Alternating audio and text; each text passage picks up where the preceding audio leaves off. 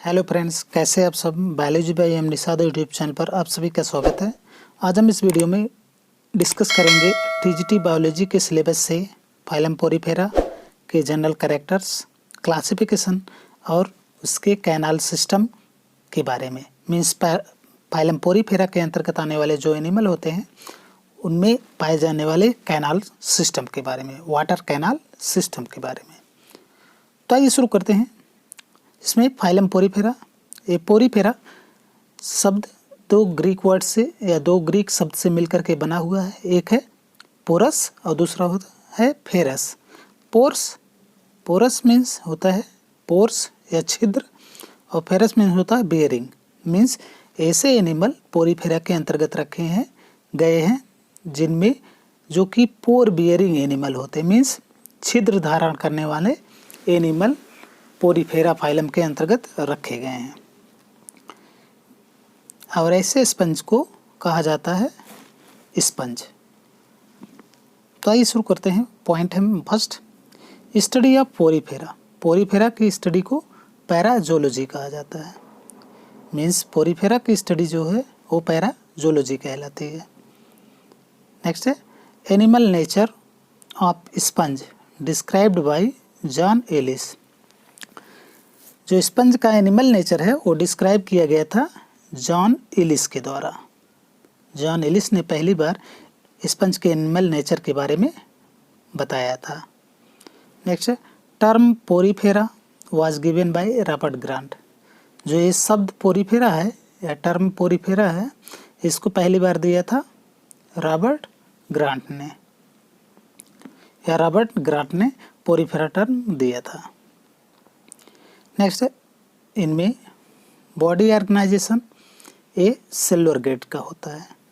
जो बॉडी का ऑर्गेनाइजेशन होता है वो सेलुलर लेवल का होता है या सेलुलर ग्रेड का होता है, क्योंकि इनमें जो सेल मुख्यतः पाई जाती हैं पिनेकोसाइट और कोइनोसाइट, यही इनकी बॉडी को फॉर्म करती हैं। मीन्स ये लूजली पैक्ड होती हैं और एक डिस्टिंक्ट टिश्यू का फॉर्मेशन नहीं करती हैं इनकी, क्योंकि इनके बीच में एक जेलेटिनस मेसेंकाइम पाई जाती है, जिसकी वजह से ये लूजली पैक्ड होती है और इन्हीं वजह से इनकी जो बॉडी का ऑर्गेनाइजेशन होता है वो सेलुलर ग्रेड का ऑर्गेनाइजेशन होता है। और ऐसे एनिमल पोरीफेरा के अंतर्गत आने वाले जो एनिमल होते हैं वे एक्वाटिक होते हैं। मीन्स सभी पानी में पाए जाने वाले होते हैं। इनमें मोस्टली मैराइन होते हैं और सम आर फ्रेश वाटर। कुछ तो समुद्री पानी में पाए जाते हैं ज़्यादातर, और कुछ स्पीसीज होती है जो फ्रेश वाटर में पाई जाती है। मीन्स फाइलम पोरीफेरा की फैमिली स्पॉन्जिलिडी के अंतर्गत आने वाले जो एनिमल होते हैं वे फ्रेश वाटर में पाए जाते हैं। उसमें स्पॉन्जिला ऐसा स्पंज है जो कि फ्रेश वाटर में पाया जाता है। नेक्स्ट है बॉडी वॉल। इनकी जो बॉडी वॉल होती है डिप्लोब्लास्टिक होती है। मीन्स इनकी बॉडी में दो लेयर पाई जाती है। आउटर लेयर जो होती है वो पिनेकोडर्म के द्वारा बनी हुई होती है, जो इनर लेयर होती है वो कोइनोडर्म के द्वारा बनी होती है। मीन्स जो बाहरी लेयर होती है पिनेकोसाइट के द्वारा पिनेकोडर्म का फॉर्मेशन करती हैं, और जो आंतरिक लेयर होती है कोइनोसाइट के द्वारा या कॉलर सेल के द्वारा, कोइनोसाइट सेल को कॉलर सेल भी कहा जाता है, और एक कोइनोडर्म का फॉर्मेशन करते हैं। मीन्स आंतरिक लेयर का फॉर्मेशन करते हैं। और इन दोनों लेयर के बीच में एक जिलेटिनस इंटरमीडिएट मेसेंकाइम पाया जाता है। इंटरमीडिएट जिलेटिनस मैट्रिक्स फिल होता है जिसे मेसेंकाइम कहा जाता है। नेक्स्ट है बॉडी सिमेट्री। इनमें बॉडी सिमेट्री रेडियल होती है और या तो एसिमेट्रिकल होते हैं। ज़्यादातर हम कह सकते हैं कि जो बॉडी सिमेट्री होती है वो रेडियल होती है। कुछ एनिमल होते हैं जो इनमें एसिमेट्री पाई जाती है। नेक्स्ट है sponges have many mouth. Sponges have many mouth means ostia. इनके जो हमने बताया कि पोर बियरिंग या छिद्र धारण करने वाले एनिमल होते हैं, इनकी बॉडी पर ढेर सारे छिद्र पाए जाते हैं और इन्हीं छिद्र को ऑस्टिया कहा जाता है, और यही ऑस्टिया ये माउथ की तरह एक्ट करते हैं। मीन्स जो भी भोजन होता है या जो भी इनके लिए एक्सक्रीटरी प्रोडक्ट होता है, ये सारी चीज़ें इन्हीं अस्थिया के ज़रिए बॉडी के अंदर इंटर करती हैं। मीन्स जो फूड मटेरियल होता है इन्हीं अस्थिया के द्वारा बॉडी के अंदर इंटर करता है और आस्कुलम के द्वारा बॉडी से बाहर निकलता है।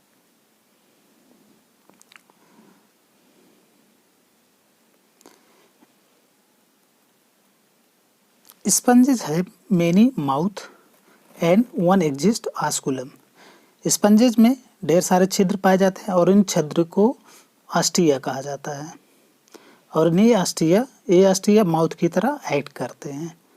पानी इन्हीं अस्टिया के जरिए बॉडी के अंदर स्पॉन्जोसील में, जो सेंट्रल बॉडी कैविटी होती है उसे स्पॉन्जोसील कहा जाता है, उसी स्पॉन्जोसील में अस्टिया के जरिए इंटर करते हैं और ऊपरी साइड में एक एग्जिस्ट होता है जिसे आस्कुलम कहा जाता है। इसी आस्कुलम के द्वारा बॉडी से पानी बाहर की तरफ निकलता है।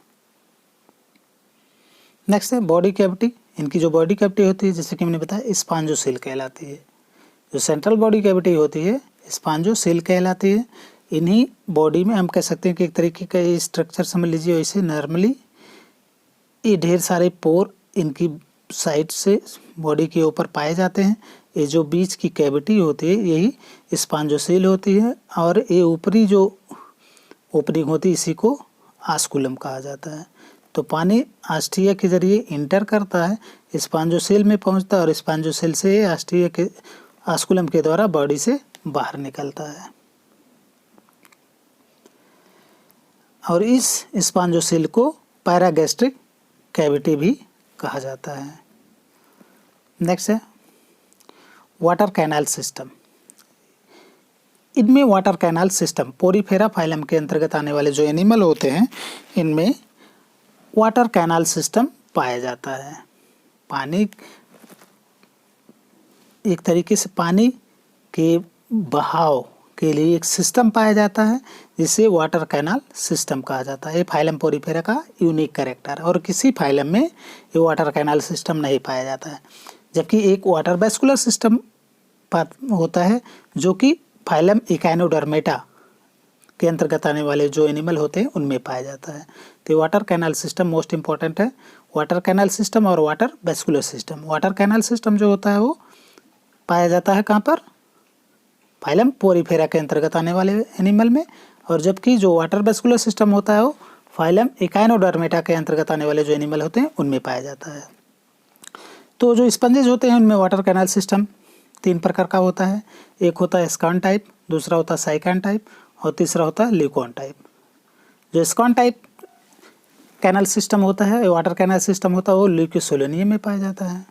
जो साइकान टाइप इस वाटर कैनाल सिस्टम होता है वो पाया जाता है साइकान और ग्रैंटिया में। और जबकि जो ल्यूकॉन टाइप का वाटर कैनाल सिस्टम होता है वो ये भी 3 तरीके का होता है या 3 फॉर्म में पाया जाता है।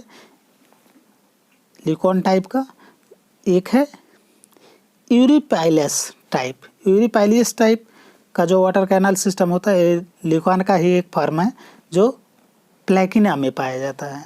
जबकि एफोडल टाइप का जो कैनाल सिस्टम है वो जियोडिया में पाया जाता है। और डिप्लोडल टाइप का जो कैनाल सिस्टम है वो स्पॉन्जिला में पाया जाता है, आस्क्रेला में पाया जाता है। तो ल्यूकॉन टाइप जो वाटर कैनाल सिस्टम है ये सबसे हम कह सकते हैं कि सबसे कॉम्प्लिकेटेड कैनाल सिस्टम होता है जो 3 तरीके का होता है, यूरिपाइलस, एफोडल और डिप्लोडल टाइप का। तो इनमें से एफोडल टाइप का ये कैनाल सिस्टम जियोडिया में पाया जाता है। ये पिछले एग्जाम में पूछा गया था, जियोडिया में किस तरीके का वाटर कैनाल सिस्टम पाया जाता है। तो जियोडिया में एफोडल टाइप का वाटर कैनाल सिस्टम पाया जाता है जो कि ल्यूकॉन का ही एक रूप है। नेक्स्ट है रैगान टाइप। रैगान टाइप कैनाल सिस्टम ये लार्वल स्टेज में पाया जाता है। रैगान टाइप का वो कैनाल सिस्टम ल्यूकॉन का ही ये फॉर्म है जो कि लार्वल स्टेज में पाया जाता है। ये रैगान टाइप जब लार्वा डेवलप हो जाता है एडल्ट में तो ये rhagon type water canal system leucon में कन्वर्ट हो जाता है या ल्यूकॉन में बदल जाता है। नेक्स्ट है सिंपलेस्ट कैनाल सिस्टम। जो सिंपलेस्ट वाटर कैनाल सिस्टम होता है वो होता है एस्कॉन टाइप। एस्कॉन टाइप का वाटर कैनल सिस्टम सबसे सरलतम वाटर कैनल सिस्टम होता है, जबकि सबसे कॉम्प्लिकेटेड है, सबसे जटिल जो वाटर कैनल सिस्टम होता है हमने बताया कि ल्यूकॉन टाइप। जो ल्यूकॉन टाइप होता है, leucon type water canal system होता है सबसे कॉम्प्लिकेटेड होता है, सबसे जटिल होता है, जबकि सबसे सिंपलेस्ट जो वाटर कैनल सिस्टम होता है वो एस्कॉन टाइप का होता है। नेक्स्ट है स्पिक्यूल्स ऑफ स्पंजेस। जो स्पंजेस की स्पिक्यूल्स होती हैं कैलकेरियस होती हैं, सिलिसियस होती हैं। मीन्स कैल्शियम कार्बोनेट के द्वारा बनी हुई होती हैं या तो सिलिका के द्वारा बनी हुई होती है जो स्पंजेस की स्पिक्यूल्स होती हैं। नेक्स्ट है कुछ सेल्स हैं जो कि एग्जाम के विषय बहुत ही महत्वपूर्ण हैं। ये कुछ सेल्स हैं जो कि ज़्यादातर एग्जाम में पूछी जाती हैं। तो आइए देखते हैं अमीबोसाइट्स। ये जो सेल्स हैं इन्हें अमीबोसाइट कहा जाता है। ये अमीबा लाइक स्ट्रक्चर रखती हैं और ये मेसेनकाइम में पाई जाती हैं। जो पिनेकोडर्म और कोनोडर्म के बीच में जो semi gelatinous fluid like structure field होता है उसी में ये अमीबोसाइट पाई जाती हैं। ये कई प्रकार की होती हैं, जिसमें आइए देखते हैं। फर्स्ट है आर्कियोसाइट। जो आर्कियोसाइट होती है स्पर्म ओवा का फॉर्मेशन करती है।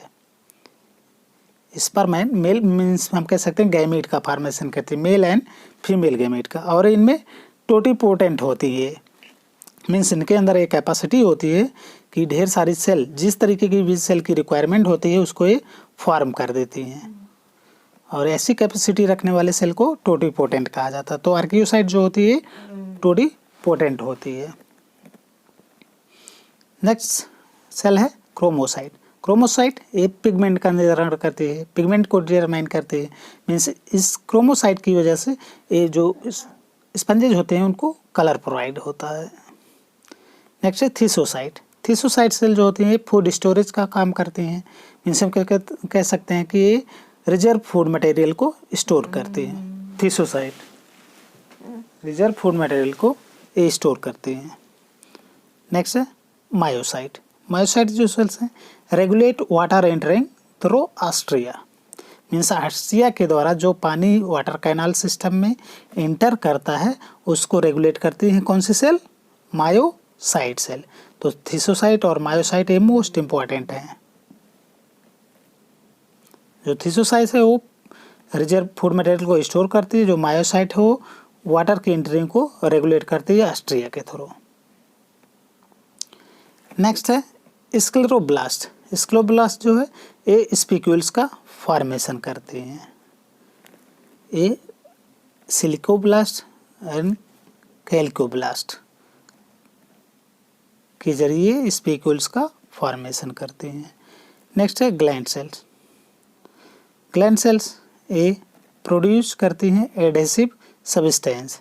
जो ग्लैंड सेल्स होती हैं एडेसिव सब्सटेंस का फॉर्मेशन करती हैं या प्रोड्यूस करती हैं, जो कि किसी भी सॉलिड सब्सटेंस से स्पंज को अटैच होने में मदद करती है। में से चिपकने वाला एक पदार्थ बनाती हैं जो कि मदद करती हैं इस स्पंज को किसी भी सॉलिड सबस्ट्रेटम से अटैच होने में।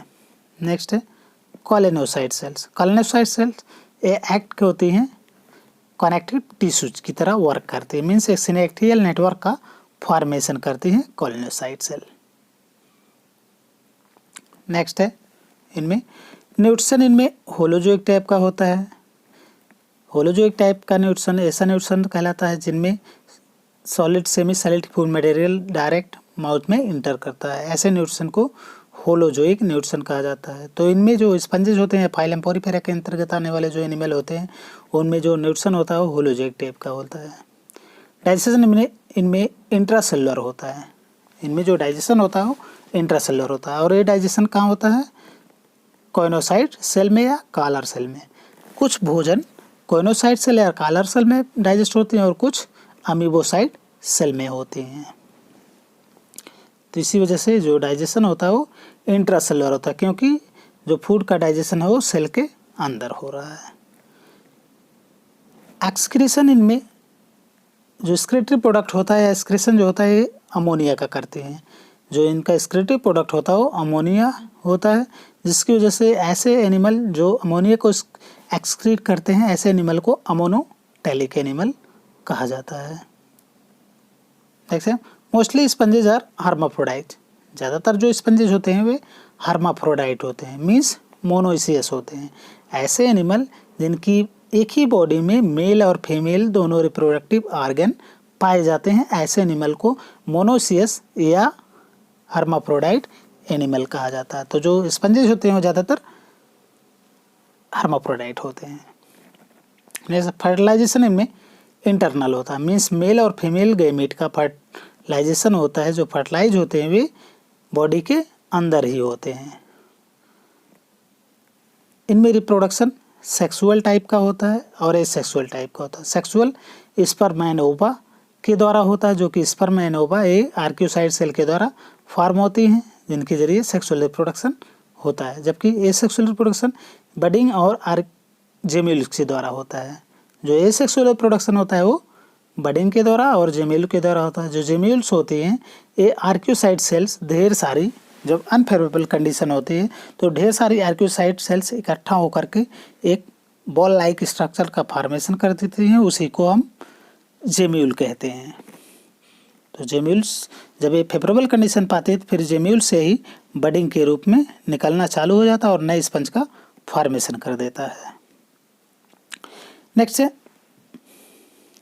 सीलोब्लास्टुला।